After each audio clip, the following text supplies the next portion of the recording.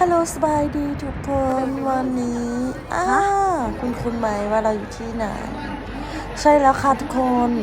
มื้อนี้หรือวันนี้เราอยู่กันที่โอซาก้าจ้าโอซาก้านั่นเองทุกคนมื้อนี้เราสิพาไปเล่นโอซาก้าแล้วเราสิพาไปกินหรือพาไปช็อปไปชมอย่างแหน่ไปเบิ่งกันเลยทุกคนใช่แล้วทุกคนวันนี้เราก็มากันที่โดทงปุรินี่เราจะพาไปถ่ายรูปกับ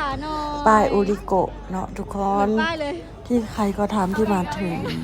โอซาก้าแล้วต้องมาถ่ายเช็คอินในจุดนี้นะคะทุกคนซึ่งคนอยู่ในกสิลาเป็นพิเศษเนี่ย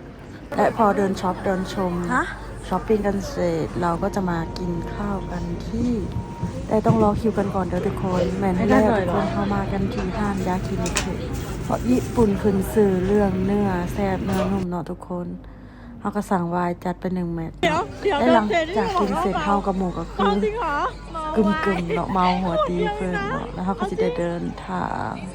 กลับโรงแรมมาพักผ่อนเนาะมื้ออื่นด้วยสิจะเดินทางกลับลาวกันจ้าเจอกันต่อที่ลาวว่าเขาสิพาไปไสแน่อันนี้ก็คือภาพบรรยากาศที่เขาถ่ายทั้งหมดเนาะทุกคนก็คือมวนกลุ่ม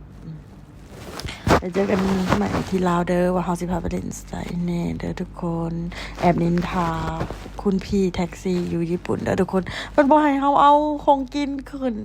รถเพิ่นเนาะก็คือแบบต้องกินให้หมดแนวนี้ซึ่งเขาก็กินเขาได้ซื้อแต่เขาแค่อยากลองต้องกินให้มันหมดเนาะทุกคนบอกมันไม่เอาขึ้นบ๊ายบายทุกคนเจอกันคลิปหน้าบ๊ายบาย